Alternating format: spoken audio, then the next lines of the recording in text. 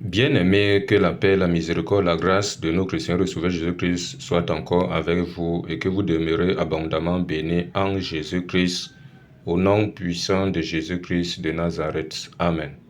Bien-aimés, je vais vous parler de cette affaire de moniteur et de monitrice de dimanche. Ça veut dire quoi? Dans les milieux dits chrétiens, il y a un monsieur ou une femme à qui on confie les enfants des fidèles de ce milieu.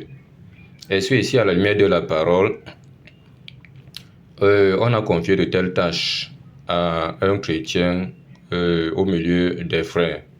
D'emblée, je vous dis non. Donc, ce que les gens introduisent là dehors, dans les choses de Dieu, qu'ils veulent faire croire aux autres que c'est tout à fait biblique, qu'ils sachent que ce n'est pas biblique. Et vous qui adhérez à de telles choses, qui donnez vos enfants chez tous ces gens-là qui s'autoproclament moniteurs, monitrices de dimanche, sachez que vous êtes en train d'aller à l'encontre de ce qui est écrit.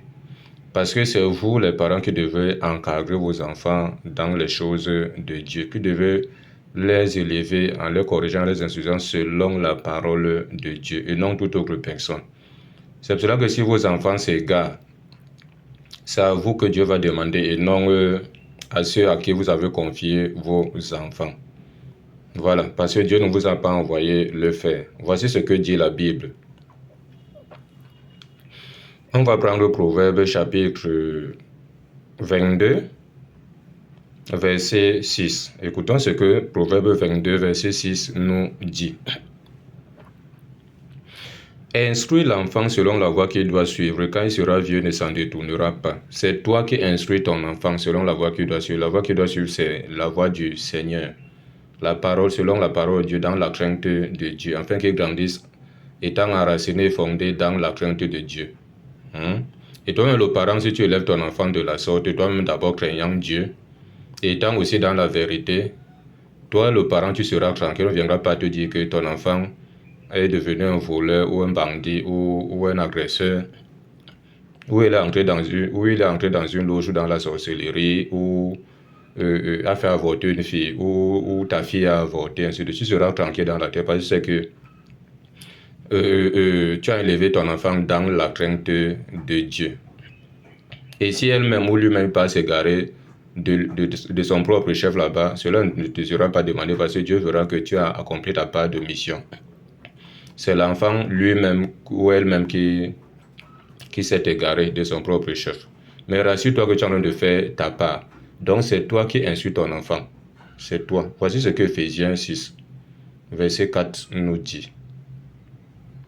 Éphésiens 6, verset 4. Voilà, Éphésiens 6, verset 4 nous dit.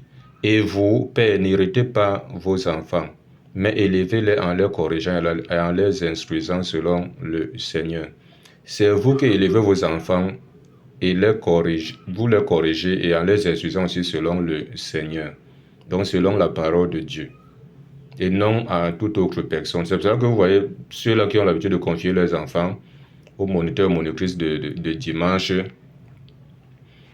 D'autres, vous allez trouver d'autres enfants qui étaient même un peu disciplinés, mais le fait qu'on leur a confié chez un moniteur, monitrice de dimanche ou une monitrice de dimanche, ils commencent à avoir des comportements un peu bizarres. Et ce qui n'est pas normal. Vous confiez vos enfants à n'importe qui parce qu'on vous a dit que c'est un serviteur de Dieu, c'est une servante de Dieu, il va bien encadrer vos enfants. Et vos enfants commencent à avoir des relents, je ne sais pas trop. Ils commencent à adopter des comportements bizarres. Vous-même, vous vous posez mille et une questions. Vous qui n'adoptez pas de tels comportements, mais vous voyez cela dans la vie de vos enfants. Donc faites attention, évitez de confier vos enfants à n'importe qui. Vous-même prenez la charge de vos enfants. Évitez même aussi d'envoyer vos enfants chez n'importe qui. Si vous n'avez pas un bon témoin de la personne, si la personne ne craint pas véritablement Dieu, évitez que vos enfants aillent là-bas. Voilà. C'est pour cela que plusieurs de vos enfants sont parfois possédés là-dehors. Et vous commencez à accuser les gens et pourtant, vous n'avez pas joué votre rôle de père ou de mère.